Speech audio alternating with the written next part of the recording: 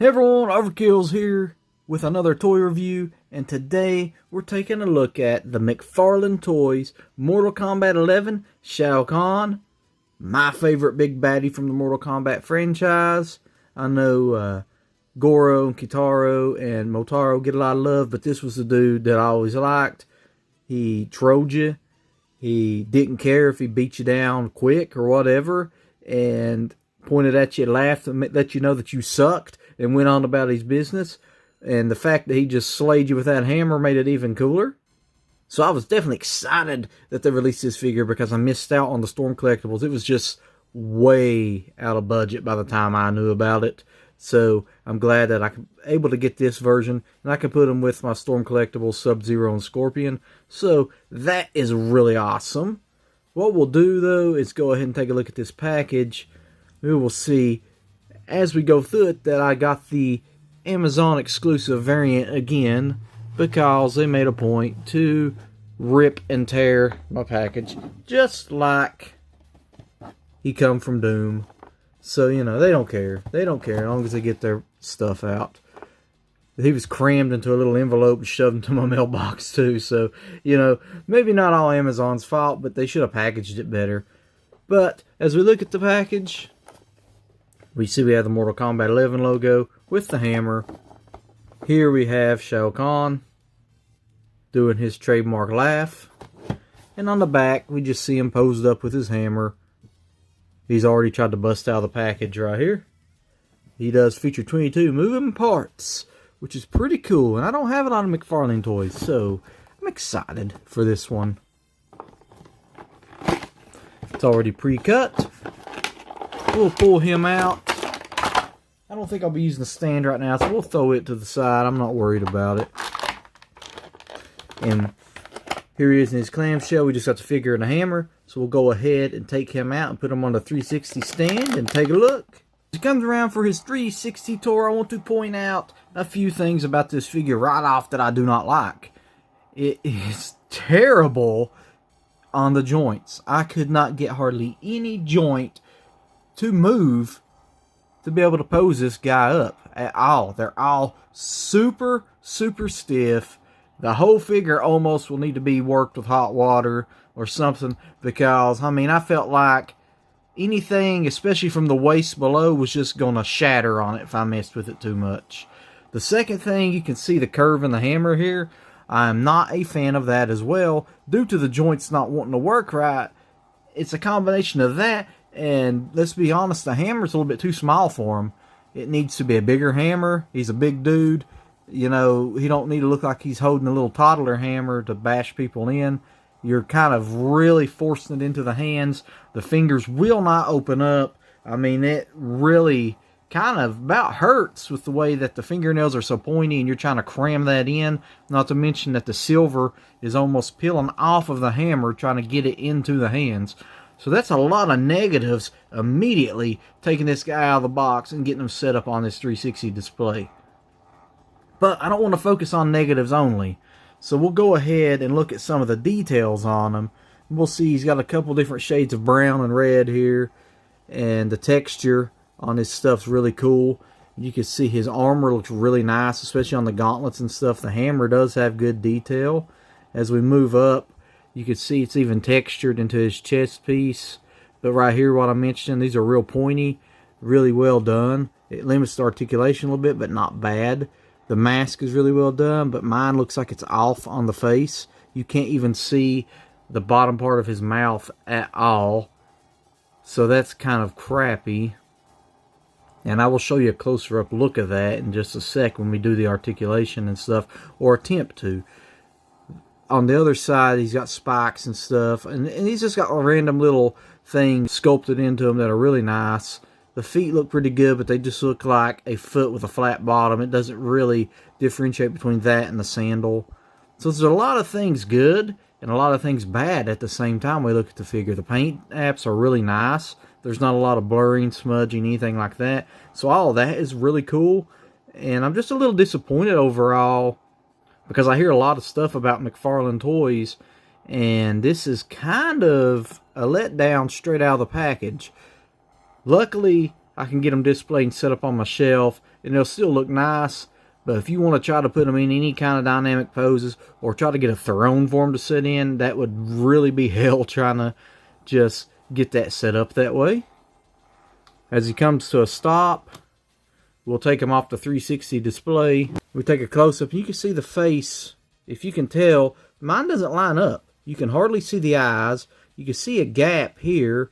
The mouth is non-existent. And it looks like over here, it's a little bit too far down as well. So the eyes are way up in there. So I'm not liking that. You know, I wanted this figure because he's, you know, really awesome looking character in the games.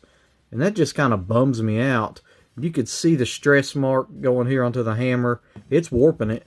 And you got to really, really work with it to get that straight. You're pretty much using the entirety of the hammer up just to try to get it on there. And like I said, these fingers, they will not move open at all. So really, if you get this figure, definitely give it the hot water treatment or heat it up or whatever you got to do. You know, he's got pliable parts here that allows for some flexibility.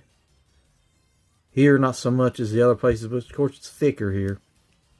When we look at the articulation, I'm going to sadly have to take this hammer out of one of the hands, and it's going to be a nightmare to get this out. And you could see how much stress it puts on it just to have that. So I'm probably going to pose them with the hammer like that because it's too pliable, too flimsy. I mean, it either needs to be stiffer or it needs to be a bigger hammer, period. There is no excuse for that. That is just crappy work all around. As for the articulation, though, on the arm, if I can get this to move up some, this is obviously hindering it, and it's tied down to it. But it is on a pretty cool little joint here that allows for some really good movement. You could hear it clicking and popping. And the hinge allows it to go straight forward, pretty far back, down pretty well straight, and up fairly far as well. He does have, if I can get it to hold still, an upper bicep cut. If I can get there, it goes. It broke free. He does have a double jointed elbow. One joint ain't working. Damn, this figure not winning me over too well. One joint is moving. The other one is totally locked into place. And I'm not breaking it on this video. Not a brand new figure. The wrist is a little ball hinge peg thing here. That allows pretty good movement. Once again, pointing out how the hands are really stressing whatever it's holding. The ab crunch feels non-existent. I can't get it to move hardly anything past that. So if it's got anything, it's so stiff you can't do anything with it. The waist, it's got some sort of movement here. He's got a little bit of wiggle, but no turn. So if he turns, who knows? I skipped the head, so we'll look. And it doesn't have a lot of movement anyway. It goes down really good, but back, I mean, it's catching with the helmet. And a split, more than you would think, considering. You can see he's just on these hinges here, and there's nothing for an upper thigh cut or nothing here. He does have double jointed knees. See if we have any better luck with this. There, they both moved. And it goes way back, so, you know, you get pretty good movement there. It's really stiff. No calf cut. The foot gets really good movement all around, including the toes. Obviously the same on the opposite side of the figure, aside from the parts limited by the sculpting. This would have been a little bit more forgivable if the helmet came off, or the shoulder pads came off, or something to allow you to get away with this horrendous sculpting that they crafted in to limit the already limited articulation. Beautiful figure, don't get me wrong, but it's got a lot of flaws, especially for the price point. You know, I know they say they charge what they do because of expert sculpting, but they need to get their experts to sit in a room and watch some videos of real people telling you how this stuff really is, because some of this stuff, if you're a big fan of a character, you'll be slightly disappointed. But that's it for the articulation.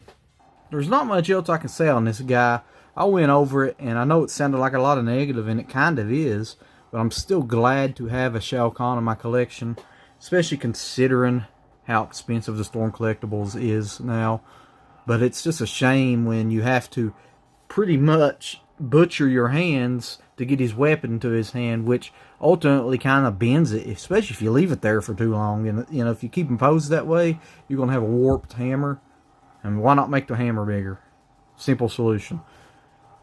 And I'm not a fan of this articulation on this figure, especially with how bad the joints are on it.